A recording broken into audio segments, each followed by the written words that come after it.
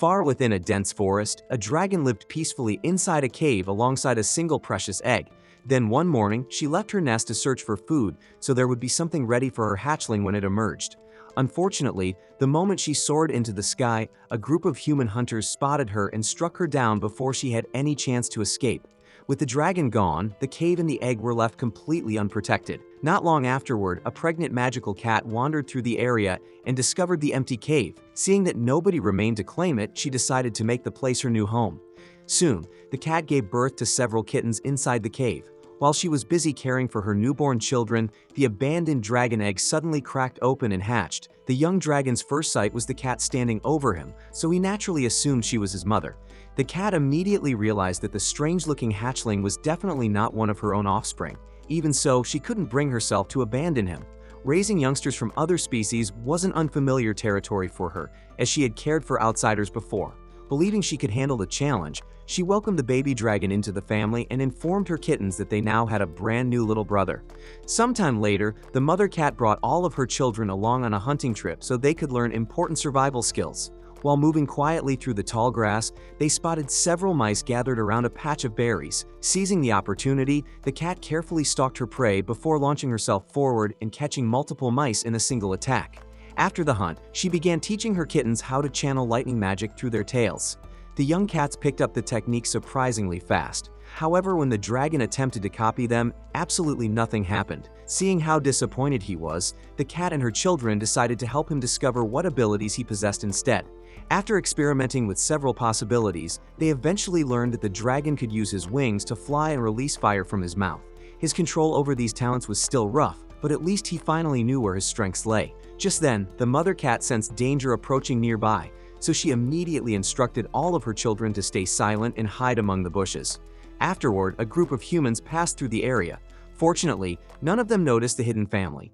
The youngsters, however, were confused by their mother's reaction because they had never encountered creatures like those before and couldn't understand why she seemed so cautious. The mom cat explained that those beings were called humans, and according to her, they were among the most frightening creatures in existence. Some humans could be incredibly compassionate, while others displayed unimaginable cruelty. The worst part was that there was no reliable way to tell which kind one might encounter. And because magical cats like them were considered valuable by humans, getting spotted could lead to serious trouble. The young ones finally understood that humans were no joke, so they began training themselves to remember the smell of mankind, hoping they could stay far away from them for the rest of their lives. And after seeing how focused and determined her children had become, the mom cat felt certain they would be ready to protect themselves when the time eventually came for them to leave the cave and wander into the outside world. For a while, life continued peacefully for the cat family, but a few days later, while they were out hunting, a glowing magic circle suddenly formed beneath the mother's paws. Her children panicked and asked what was happening as her body slowly began fading away, but the mother immediately understood the situation. There was no way to escape it because this was a summoning circle created by humans. Whenever a human attempted to summon a familiar, the magic would randomly drag a creature from somewhere in the wild. And by pure rotten luck, the mom cat had been selected this time. So before she vanished completely, she left her children with one final lesson. She had already taught them everything they needed to know about hunting, so if danger ever found them, she wanted them to protect each other, rely on one another, and work together whenever survival demanded it. Then, the mother was teleported away, and her children were left behind to survive without her. As the years passed, the older cats eventually moved out of the cave one by one, until the dragon became the only one still living there. He had fully adapted to life in the wild, but with all his siblings gone, he could not help feeling painfully alone because there was no one left for him to play with, talk to, or spend his days beside. A long time passed with the dragon living by himself like that, until one day, his older sister and her husband finally returned to the cave. She was pregnant and had come back looking for a safe place where she could give birth and raise her children. The dragon was overjoyed and quickly became the fun uncle to his little nephews and nieces. He taught them everything his mom had once taught him, from the basics of hunting to the most important rule of all, which was to never get anywhere near humans. But before he even realized it, those kittens had grown up too, and they eventually left the cave to build lives and families of their own.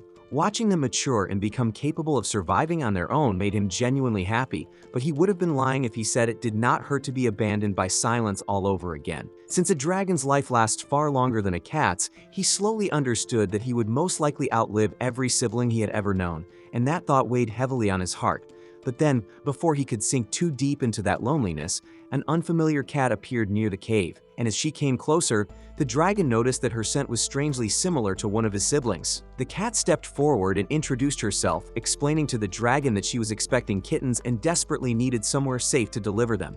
She told him that her father had once spoken about his own brother, describing him as a cat with wings, and he had always said that if she ever needed protection, this cave would be the safest place she could go.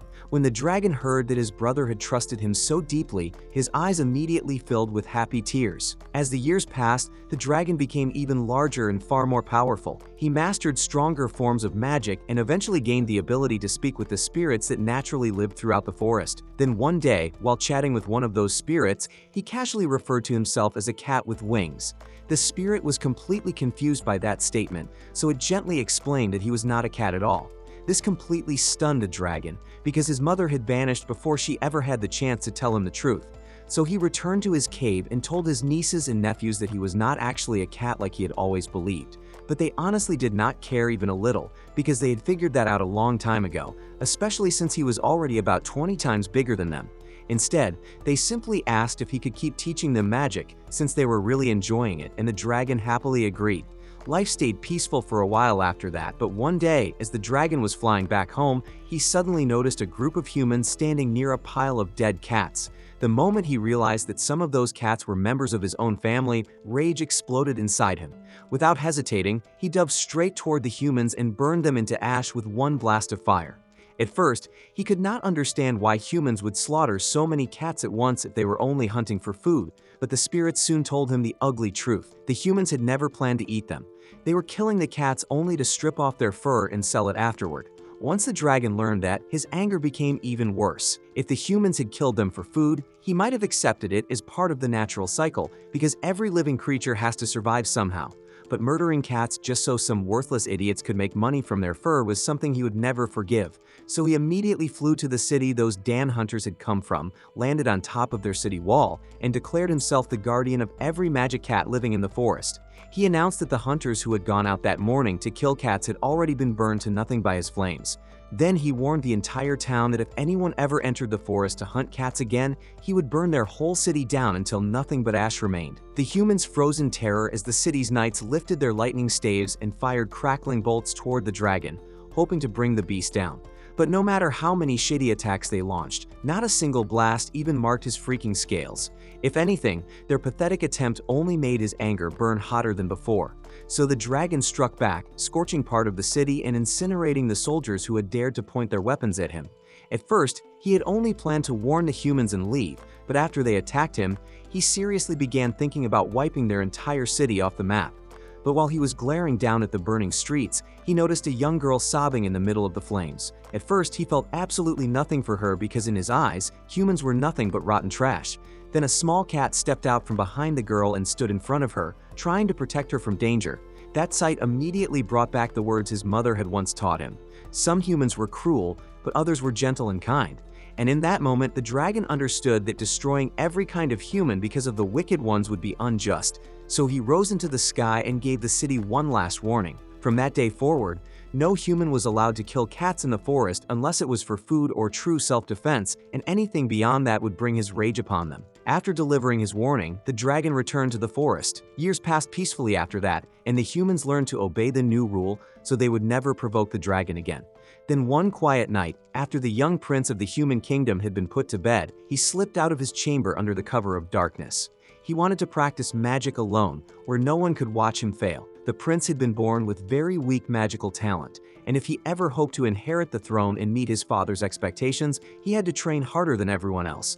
But when he tried casting a simple fire spell to burn a single leaf, nothing happened at all, proving just how terrible he still was at magic. Even so, the prince refused to give up and kept trying again and again. Eventually, a cat wandered over and sat beside him, and just seeing it lifted his spirits a little. Feeling encouraged, the prince attempted the spell one more time, and this time, he actually managed to ignite the leaf. He was overjoyed by his small success and happily thanked the cat for supporting him. But then he suddenly realized that this was not an ordinary cat. It was one of the magical cats from the forest. During his lessons, he had been warned that if one of those cats ever entered the city, no one was allowed to hurt or kill it, because if they did, the imperial dragon would return and burn the entire city to ashes. After remembering that warning, the prince becomes much more careful, so he asks the cat if it came from the forest. Once the cat confirms it, he offers to guide it back, but the cat says it already knows the way home and turns around to leave. Because of that, the prince assumes everything should be fine. Yet the very next day, the cat returns to the palace to see him again and help him with his training. Since the cat is surprisingly friendly, it does not take long for the two of them to become close friends, and from then on, they meet every night to practice magic and talk. Eventually, the king finds out about their secret meetings, and at first he becomes deeply worried because he fears the dragon might misunderstand the situation and think they are keeping the cat there against its will, which could make him come back and destroy the city. But at the same time, when the dragon first appeared, he had been reasonable enough to give them 2 warnings instead of immediately wiping them out, so the king believes things should be fine as long as they explain the truth properly. Before long, the dragon descends into the city, instantly throwing the townspeople into chaos because everyone assumes he has returned to burn them all to ashes. But in reality, the dragon has only come to search for one of his kittens, who has not returned to the forest for several days. A short time later, the cat finally comes out, and the dragon immediately demands to know why it has been away from home for so long. The cat explains that it made friends with a child who lives in the city, and since that child is awful at magic, it wants to stay and teach him. The dragon reminds the cat that he already warned him that humans are dangerous and that he should keep his distance from them. But the cat argues back, saying his friend is not dangerous at all. And when the prince appears in front of him, the dragon can tell right away that the boy does not have even the slightest trace of danger in him. Because of that, he agrees to let the cat stay and teach him. But since the boy is the prince of this kingdom, the dragon believes it is only proper to ask the king's permission before allowing one of his cats to live there permanently. So he uses transformation magic to shrink himself into a small cat form, making himself far less terrifying, and then begins walking toward the castle. When he reaches the main hall, the king welcomes him as an honored guest and naturally has no problem with one of the dragon's cats staying in the kingdom. Still, he asks whether the dragon is truly comfortable with this, since he was the one who taught the cats magic, and the spells they use could easily be considered a hidden art. The dragon says there is no issue because most of it is just knowledge he picked up from speaking with the spirits. To him, it is nothing secret. But in truth, the dragon is the only one in the area capable of communicating with those spirits in the first place, meaning this is knowledge no ordinary person could ever obtain. Even so, since the dragon has no objections, it is officially decided that the cat may remain in the kingdom and teach the prince for as long as he wishes. From that day onward, whenever a new royal child was born, a cat from the forest would eventually visit the kingdom. And if that cat became friends with a prince or princess, it would teach them magic and remain by their side. Thanks to this tradition, the bond between the humans, the cats, and the dragon stayed perfectly balanced for generations. And that's the end of this episode. Thanks for watching, and I'll see you in the next one.